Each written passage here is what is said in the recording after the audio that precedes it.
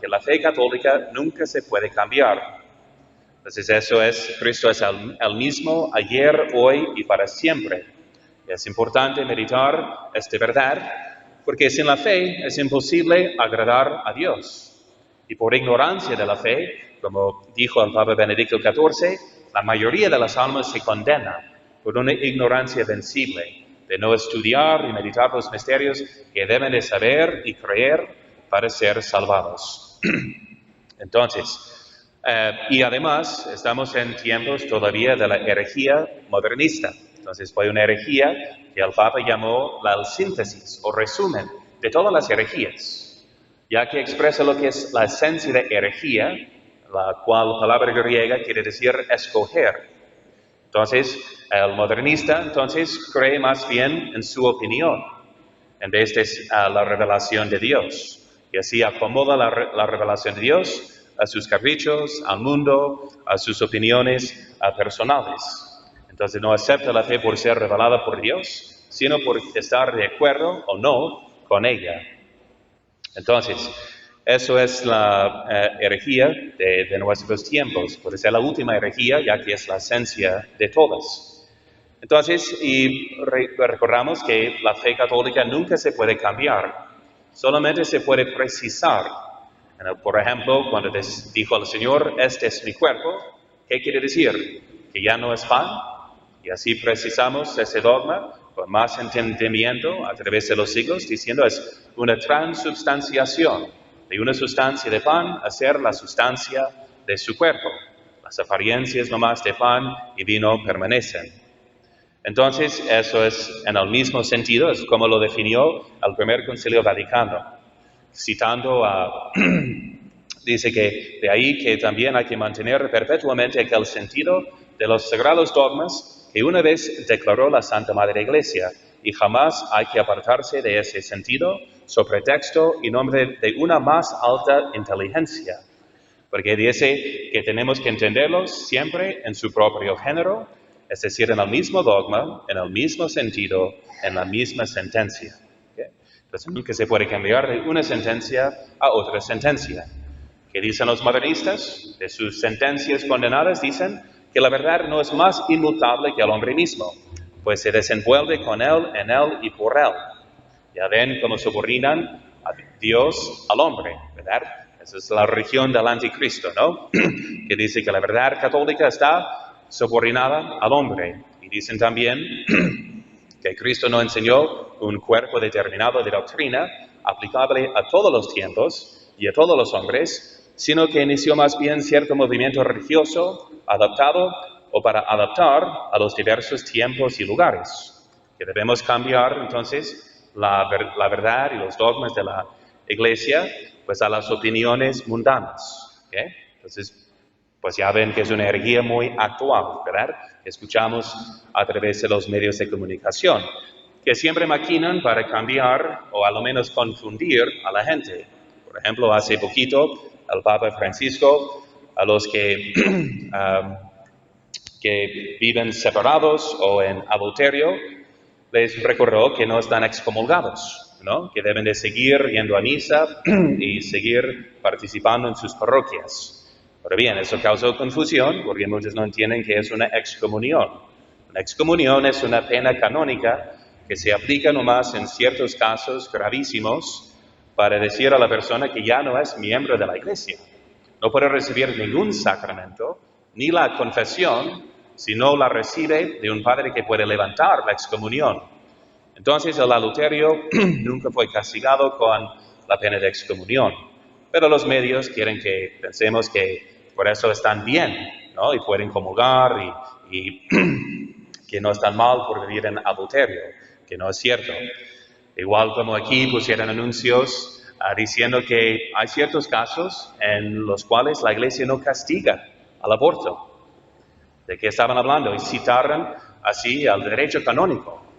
Porque si hay, por ejemplo, una ignorancia del castigo o por una violencia, entonces no se aplica la excomunión al aborto, al cual ordinariamente se aplica, ¿no? Entonces, pues así hacen sus trampas para confundir a la gente. Pero no por eso el aborto y el adulterio no son malos, son gravísimos pecados que ofenden mucho a Dios.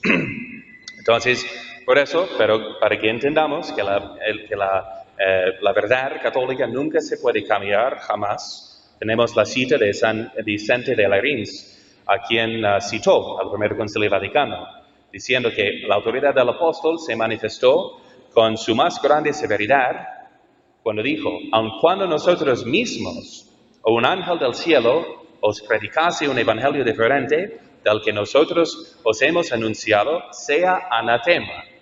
Entonces el apóstol dice que ni los mismos apóstoles pueden enseñar otra doctrina o cambiarla. Y así, por eso murieron todos en defensa de la verdad. Ningún apóstol, ningún sucesor de los apóstoles puede cambiar la verdad católica, ni un ángel del cielo, ¿verdad? Según dice la palabra de Dios. Entonces, y San Vicente también hace la pregunta: ¿por qué Dios permite tantas herejías? Porque si reflexionamos sobre la historia de la Iglesia, vemos herejías en cada época, y fuertes, que a veces infiltraban y dominaban a la Iglesia, como en la crisis arriana, por ejemplo. Y dice, ¿por qué Dios no impide que se enseñe lo que Él prohíbe, que se escuche? Y Moisés responde, y cita a Moisés, al profeta, diciendo: porque te está probando el Señor tu Dios, para ver si amas al Señor con todo tu corazón y con toda tu alma. Es una prueba, ¿verdad? Dios permite la herejía hasta estar de moda para probar nuestra fidelidad hacia Él. Por ejemplo, hace poquito hicimos una marcha en defensa de la vida, en contra de la sodomía, el aborto, y hubo más de 100,000 personas que salimos así en defensa de Cristo y su doctrina. Pero me preguntaba, ¿y si estuvieran 100,000 personas en contra? Entonces, ¿hubieras salido tú? Aunque fueras la única persona, así en defensa de los derechos de Dios, en contra de todo el mundo. Esa es la pregunta. Y por eso Dios permite, ¿no?, esas herejías para probar nuestro amor para con Él. Porque Él dice, ¿no?, si alguno ama más a su padre, madre, esposa, familia, hasta su propia vida, no puede ser mi discípulo. Entonces tenemos que preferir perder todo, ¿verdad?, antes de ofender a Dios. Bien, entonces hay mucha confusión que están también maquinando sobre el matrimonio, ¿verdad? En este caso de adulterio, ¿verdad? Los que viven en adulterio, obviamente, viven en un estado de pecado. No pueden confesarse porque no tienen el propósito de enmienda. ¿Cómo pueden decir que están arrepentidos si siguen pecando, ¿verdad? Dios sabe el corazón y las intenciones de todos. Y tiene que apartarse de la ocasión de pecado para probar su sinceridad. Bien, entonces, ¿qué dice la palabra de Dios? Repasemos brevemente las citas bíblicas. ¿Qué dice al Señor? Entonces, y nótense su método pastoral, ¿no? Ya que hay muchos malos entendimientos de la misericordia. Una de las obras de misericordia es corregir a los que hierran. Y el Señor siempre actúa así, porque el amor se regocija en la verdad. Nadie puede ser feliz sin saber y conocer a la verdad, ¿verdad?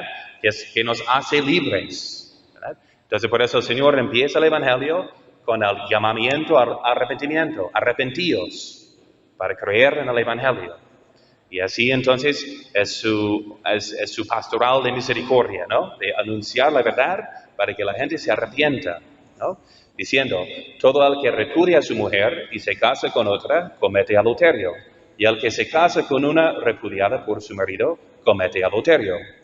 En otro lugar, si un hombre se divorcia de su esposa y se casa con otra, comete adulterio. Y el que se casa con una divorciada, también comete adulterio. Y va más al fondo, diciendo, pero yo os digo que cualquiera que mira a una mujer con lujuria, ya ha cometido adulterio con ella en su corazón. ¿Y qué recomienda? Para evitar hasta el pensamiento lujurioso consentido, si tu ojo derecho te es ocasión de caer, sácalo y échalo de ti, pues mejor te es que se pierda uno de tus miembros, y no que todo tu cuerpo sea echado al infierno. Entonces, que debemos preferir hasta la pérdida de nuestra vida corporal para no perder a nuestra alma eternamente. Entonces, es decir, y dice también la carta de los Hebreos, que todos respeten al matrimonio y mantengan la pureza de sus relaciones matrimoniales, porque Dios juzgará a los fornicarios y a los que cometen adulterio. Hay una promesa de castigo también para los que cometen este pecado. Y dice San Pablo también en su primera carta a los Corintios, que no os hagáis ilusiones, los inmorales, idólatras, adúlteros, lujuriosos, etcétera, no heredarán el reino de Dios. ¿Okay? Entonces, debemos preferir la pérdida de todo antes de perder a nuestra alma. Aquí todo se pasa, ¿verdad? Y nuestra felicidad no consiste, ¿verdad? No la vamos a encontrar así sin lágrimas, sin espina, aquí en esta tierra. Aquí estamos nomás para probar nuestro amor para con Dios. Por eso la Iglesia, entonces también repite. Entonces en el Concilio de Trento definió también esta enseñanza dogmáticamente, diciendo, si alguno dijere que la Iglesia hierra cuando ha enseñado y enseña, según la doctrina del Evangelio y de los apóstoles, que no se puede disolver el vínculo del matrimonio por el adulterio de uno de los dos consortes, y cuando enseña que ninguno de los dos, ni aun el inocente, que no dio motivo al adulterio, puede contraer otro matrimonio, viviendo el otro consorte, y que cae en fornicación al que se casare con otra dejada, la primera por adúltera, o la que dejando al adúltero se casare con otro, sea excomulgado, anatema, ¿no? Entonces, si alguien dice que ahí vemos entonces que la Iglesia no tiene el poder de disolver un matrimonio, ¿verdad? Entonces, que está válido y así consumado. Entonces, como sacramento. Entonces, y la Iglesia tiene este poder, ¿verdad?, de cambiar lo que Dios ha unido. Y aunque menciona que a veces hay casos en el siguiente canon cuando se permite una separación y por pues, un grave abuso, por ejemplo, ¿no?, por un tiempo determinado o indeterminado, con el permiso del obispo, ¿no? Entonces, y no lo confundan con lo que es la anulación, ¿okay? La anulación es un proceso simplemente para juzgar si hubo, en el momento de casarse, un matrimonio válido. ¿Qué pudo haber sido un impedimento? Pues un engaño, por ejemplo. Que por eso corremos las amonestaciones en la colonia donde vive la gente, para que vean las personas, yo lo conozco, él se casó hace 5 años y pues ya está casado. Pero si nadie lo supo y se intenta casarse de nuevo, el matrimonio es inválido, ¿no? ¿Verdad? Porque no era capaz de casarse, porque sigue casado, ¿no? ¿Sí me explico? O por una violencia, una presión fuerte, violenta, psicológica o física, ¿no? Eso haría pues el matrimonio nulo. Pero si es válido en el momento de casarse, sigue válido hasta la muerte. Y no hay excepciones. ni para la persona inocente, ¿no?, de casarse de nuevo. Eso ha repetido muchas veces la Iglesia, el Papa Pío XI en su carta encíclica Casti Connubii, donde hace mención también del motivo del sacramento, ¿verdad? Como el matrimonio es un sacramento, significa algo sagrado, que es la unión y el amor entre Cristo y su Iglesia. ¿Cuántas iglesias tiene Cristo? Una sola, ¿verdad? Entonces el sacramento de matrimonio por eso no se puede disolver, como no se puede disolver la fidelidad y amor que tiene Cristo para con su Iglesia. Y el catecismo repite lo mismo, diciendo que la Iglesia no tiene poder para pronunciarse contra la sabiduría divina, no puede cambiar la doctrina. Y el vínculo matrimonial es establecido por Dios mismo, de modo que el matrimonio celebrado y consumado entre bautizados no puede ser disuelto jamás. ¿Okay? La Iglesia lo mismo confirmó de nuevo el Papa Benedicto en su carta Sacramentum Caritatis. Y luego, pues ante la Congregación para la Doctrina de la Fe, también hace 20 años, repitieron que el fiel que está conviviendo habitualmente con una persona que no es la legítima esposa o el legítimo marido, no puede acceder a la comunión eucarística. y que repite lo que dijo al concilio de Elvira hace muchos, muchos siglos. Los primeros siglos de la Iglesia dijeron a la mujer cristiana que haya abandonado al marido cristiano adúltero y se case con otro, prohíbesela casarse. Si se hubiera casado, no reciba la comunión antes de que hubiera muerto el marido abandonado. ¿Por qué? Porque, como dice la palabra de Dios, el que come el pan y bebe el cáliz del Señor indignamente será reo del cuerpo y de la sangre del Señor. Reo de su propia muerte, por recibirlo en pecado mortal, que es nada más que el beso de Judas, ¿no? De profesar fidelidad al Señor cuando uno pues ya lo ha traicionado en su corazón. Bien, hay muchas más citas que le voy a poner ahí en el sitio de internet, del Facebook, para que las tengan de referencia, porque tenemos que defender nuestra fe hoy en día. Pero ¿qué es la moraleja para todos nosotros? Es que nunca hay excusa para pecar, que nunca podemos hacer mal para conseguir el bien. Porque haciendo mal nos perjudica, además de ofender a nuestro Dios infinitamente bueno, pero hacemos daño a nosotros mismos. Dice un santo que lo primero que hacen los adúlteros o fornicarios cuando descienden al infierno es que empiezan a odiarse y así acusarse de que tú me has puesto aquí. Qué falso amor, ¿no? Tan dulce como bonito de fachada, pero por adentro una ofensa contra la otra persona, manchando su alma cada vez que cometían este pecado. Se van a ver en ese momento que no fue un amor. Y además fue simplemente la mundanalidad. Porque a veces dicen, pero padre, ¿entonces qué? Entonces, ¿no pueden ser felices las personas que han perdido a su, por ejemplo, mujeres a su marido? ¿No pueden volver a casarse y ser felices? Pues no es el matrimonio que hace uno feliz. Así les informo, ¿ok? Entonces, es un medio para crecer en la virtud que hace al hombre feliz. Es la virtud. Entonces no es para simplemente disfrutar sentimientos bonitos.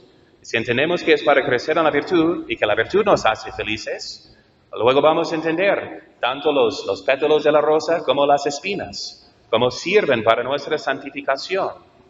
Y si no entendemos eso, por eso tantos matrimonios de fracaso, ¿verdad?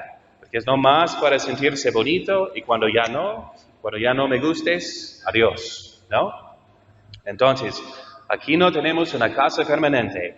Hasta el matrimonio es un medio para llegar a la felicidad que solo se halla perfectamente en el cielo. Entonces, ¿dónde tenemos? Así nos preguntamos dónde está nuestro tesoro, dónde está nuestro corazón. Entonces, y además, la otra lección que contemplamos hoy es que el matrimonio no es simplemente una convivencia humana, ¿verdad? Es un sacramento. Y para vivir bien un sacramento se necesita la gracia. Claro que es una situación difícil, pero la Iglesia menciona, no lo cité, pero hay otra cita que dice que no se pueden juntar después, ni por Pío XI creo, ni por el motivo de atender al prole, como muchos dicen.